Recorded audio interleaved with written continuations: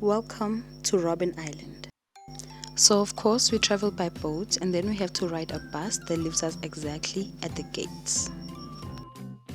Before we get into the video, I know there's a billion other videos you could be watching right now, but if you're watching mine, thank you so much. Please subscribe, like and comment. Upon arrival, we were met by Mr. Ndlovu, an ex-prisoner who was going to be our tour guide. He told us about this picture in the moment where they all went home. It was a wonderful day for all of them. And after the story from Mr. Ndlovu, it was time to actually head into the prison cells. As you can see, we were still outside by the yard, even though we are in the prison. And in we go. Ladies and gentlemen, you actually walk quite a distance, okay? I wanted to show the scenery that the route we're walking on passes the offices or the guards' rooms. So that's why it may look just a little bit nicer. But we're about to enter the prison grounds now. Right, here we are. These are the prison cells. You can see high walls, and this is where actually Mandela would smuggle newspapers and information and communication to the outside parties. So now it was time to get into the holding cells. This is where they would hold the people that they charged with the crime before they went to the prison cells. So as you can see, there was a bit of light only at this point. Going forward, I walked into a room that had a bathroom. So this is exactly where they all bathed in groups. It was not sanitary like this. Obviously, a lot of people were there. When they were holding them, they were holding a lot of people there. So yes, it was bittersweet seeing it, I'm not gonna lie. It did make me very, very sad, and I could just feel the pressure and the pain, you understand? If you can see, this board is written children. So most of the people that were held here were children, people that were less than 25 years old. And if you read this, it's written imprisoned in the foreign land. So imagine being imprisoned in a foreign land, having to sleep on the floor. I just couldn't imagine it.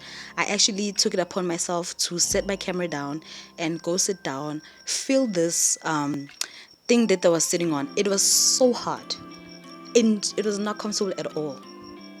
And I was just sitting there thinking, if I was that child taken from my family, how would I feel? And at some point it got too much and I decided to leave, and I went to go check out the boards. So here I arrived at the windows. As you can see, they are high and barred up so that you cannot escape. And I see here Mahlangu, all these surnames of the children that were taken from their homes. If you see your family's surname here, I'm sorry, it's just a matter of we have to be aware. And as you can see, these were children. This is their thumbprint and the year, 20 years old.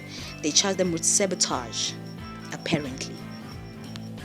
This is the photo of the public executions that were happening under the German rule. So I took it upon myself to zoom into the picture so that you can see the rope and see what these were children. This picture shows the victims of German flogging.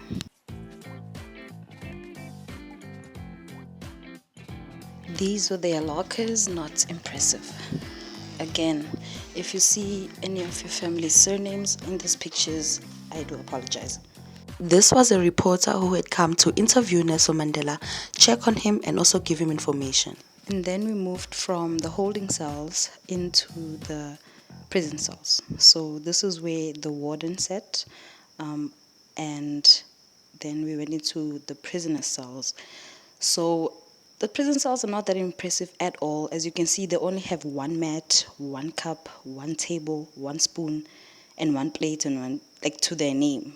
There must have been torture. And then here, the cell with the red bucket. You know which cell this one is. Madiba's cell. They marked it with a red bucket because people are getting confused. Mr. Ndlovu was a great storyteller. Please do watch the documentaries and movies if you haven't yet. It's better to be aware. And we asked him if he has PTSD working here, and he was just making jokes saying we're going to sleep here. So it was very nice to see that his spirits are up and he uses the space as a motivational platform rather than, relieving that pain. Otherwise, it was time to go. Right now, we're on our way. As you can see, we are walking through the small corridors and the dark, tall, dark walls. It was so sad to say goodbye, but our time was up. Another group was coming. And yeah, we just took a walk right down to where our boat is going to be. This time we did not take a bus because, yeah, we were walking through the prison. So it was a shortcut. Anyway, I really enjoyed myself more than I would. It's unfortunate that I was there alone, but obviously there will be more times to go. So yeah, if you also enjoyed this vlog, please make sure to like, comment, and subscribe. And yeah, we'll be doing more adventures like this. Like I said, DM me if you have video ideas and such.